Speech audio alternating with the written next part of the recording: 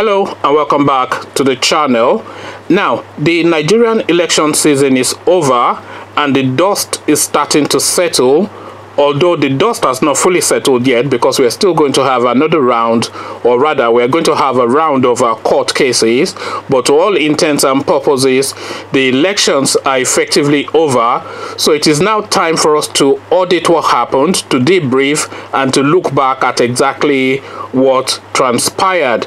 So we're going to be looking back at the elections over a series of videos that I'm going to be putting out every now and then, but we're going to be starting off, of course, with the biggest thing that happened in this election season. And the biggest thing that happened in this election season was not the return of President Buhari, no, because we all knew that was going to happen.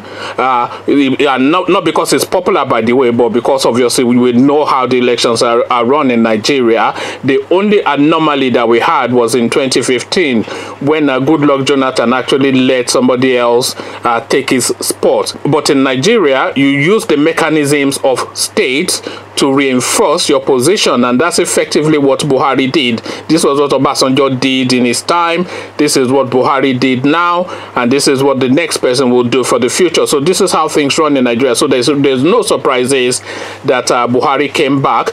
So really, for me, the biggest thing to have happened in this whole round of elections was, of course, the emergence of Omoyele Sowore. So the emergence of Omoyele Sowore onto the political landscape is the biggest thing that has happened in the Nigerian political scene for a good number of years, if not ever. Because really, the emergence of Omoyele Sowore marks a chasm within the Nigerian political structure and the Nigerian political landscape. Is a seismic shift, is a quantum shift, is a paradigm shift, is a shift in the way and order of things. So what does this mean exactly? Well, when Omoyele Sowore emerged onto the political landscape, he was very forthright and very forceful, and his language was quite aggressive and quite brutal towards the ruling class, and is really the language of the Nigerian that they whisper under their breath, because it's the language that Nigerians speak on a day-to-day basis, but is a coward language because you dare not speak that language publicly for fear of reprisal. So Omoyele Sowore has now emerged onto the political landscape to speak this language, to speak it forcefully, and to put his life at risk. And he then evolved that language into a movement, and that movement is now something that is resonating in the minds of the Nigerian people. So now, before we go any further, let's look at some figures. So these are the results from the official INEC website. Omoyele Sowore, gender M, party AAC, votes received 33,953 votes.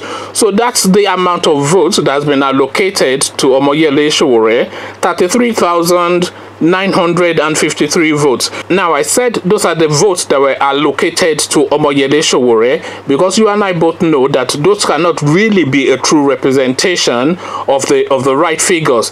Because if you looked at how that guy campaigned, he covered the length and breadth of the country. If you looked at his movement, and a lot of people are saying, no, he's an online personality, that it doesn't have ground effect. But really, what Omoyele Sowore did was he captured the hearts and minds and the imagination of the teeming youths in Nigeria, and a lot of them would have gone out to act on that because they have been looking for that voice to articulate their wants and their desires, and they found that voice within Omoyele Sowore. So you cannot then tell me that out of these teeming millions of youth that this guy would have impacted on a campaign that stretched back to about 8 months or so, only 33,000 or so of them, only 34,000 approximately, came out to vote for him. So really, this is proof positive already that the elections in Nigeria is a charade, but we already know that. So now let's set these figures aside. I just wanted to flash that figure up so that some of you can associate with some of the language that some of us speak sometimes, that the elections in Nigeria is a sham, the elections in Nigeria is a sham, the elections in Nigeria is a sham. We say this all the time, and people say, oh, you people, you don't know what is going on, da da da da da. But look at these figures now for Omoyele Sowore, and look at the campaign that Omoyele Sowore has had. He has traveled the length and breadth of the country. He has been on countless interviews. This guy was on NTA or whatever, the national platform, being interviewed by Kadira Ahmed, and he came out brilliantly. He articulated his words, he spoke the language of the people. Even Kadira accused him of being populist severally on that panel during that interview. So really, you cannot then say all of that 8-month-long grueling campaigning and public pronouncements, and always on the media and always engaging with especially the youth. You cannot say all of that 8 months amounts to 33,000 votes. So we clearly know that that is not right. Even the most ardent opponent of Sowore would say that cannot be right. So now then, this shows us proof positive that the elections in Nigeria is effectively just votes being allocated to a pre-designed format, effectively. You know, so that's really what's going on there. But let's just set that aside for the moment, because that's not really the thrust of this video. So what I'm really looking to look at is the impact of the Sowore wave, because the impact of the Sowore wave is the reawakening of the Nigerian imagination. So now that that imagination has been reawakened, what then happens next? So the Sowore, because if you set Omoyele Sowore aside and you removed him from the equation, because he's just the match that sparked the flames. So now that has been lit, what then happens next? What is Soworeism effectively? Because now Soworeism now has to be an ideological stance within which we can coalesce and build structures within it. So what is Soworeism? It's a pro-people type of mentality. So it's from that school of Aminu Kano, is from that school of Taisho Larin, is from that school of Fela Kuti, is from that sort of mindset, you know, a mindset of a pro-people sort of form of governance that is aimed towards more elevating the people and lifting them out of want, because really there should be no want in Nigeria, because Nigeria is a land of plenty. And if you go to Abuja today, you see the amount of expatriates there that will immediately tell you that there is a lot of wealth within the Nigerian structure that is there to be tapped into. So now Sowore has now ignited this thing within the Nigerian being. So how does that then translate, and how do we then protect it? Because what Sowore is proposing, what Sowore is preaching, what Sowore has brought to the table, to the fore, is a sort of altruism within the Nigerian form of governance. A form of, we've all heard the phrase and the term government for the people, by the people, and of the people. So what is now saying is, let's now put this to the test. Let's now have a people-centric form of governance and see how that can evolve this country, because what we have always had in Nigeria has never been anything for the people. I mean, just look at the names. Let's go through the list of the names and you immediately see that there's never really been an instance when the government was for the people in Nigeria. Is it Babangida that was for the people? Is it Abacha that was for the people? Is it President Buhari that is for the people? I mean, who was for the people within the whole structure? Is it even Obasanjo that was for the people? Even though Obasanjo did one or two good things, but really, if you looked at the Nigerian structure, you would see that it's the same set of people with the same set of mindset, and that mindset really is to feed fat off the fat of the land at the expense of the people. So in Nigeria, for instance, you see contracts being awarded for the same things over and over again. And Lagos to Ibadan Expressway, by the way, is a good micro example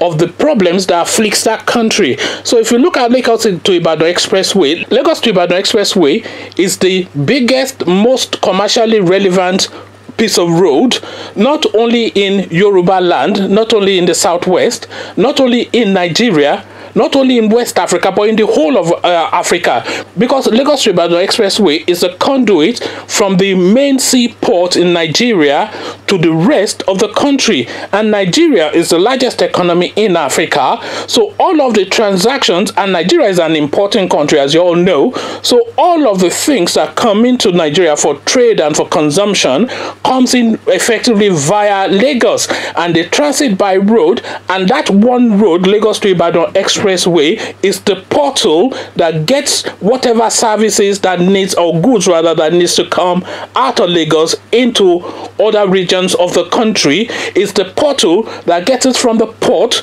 to Nigeria. So, and Nigeria, of course, is the largest economy in Africa. So Lagos to Ibadan Express Road is the most commercially significant piece of road in the whole of Africa. But look at the state of it. They've been awarding this thing since 1999, and in that 1999, when they've been trying to rebuild this one piece of road in Nigeria, the most important road in Africa, that they have been trying to rebuild it for over 20 years, China has built over 10 cities. They've built over hundreds of bridges and roads and whatever. They've built estates. They have ghost towns in China because they are building all these cities faster than people are able to occupy them. So in that 20 years that Nigeria has been trying to construct one road, that China has constructed and built up with infrastructure and everything 5, 6, 7 cities. You know, so really, so that tells you really all you need to know. So that is the sort of governance that we have that we have in Nigeria. And it's not as though there's no funds to build a piece of road in Nigeria. Nigeria is an extremely wealthy country, so the funds are there to build the road, and to build it really within 6-8 months. So the funds has always been there, but they will award and re-award this thing, and then they will inflate the contract, and then they will sack the person, or the person loses his position, and then the next one will come in to re-award it, and then he will inflate the contract, and then he will lose his position. And that this is really the story that you know. So really, it's this sort of mindset that has held this country hostage for God knows how long. And it's now this sort of mindset that Sowore has now come to challenge. So now we have seen his results from the last election gone, so we can discount that because we know that those are just written down figures.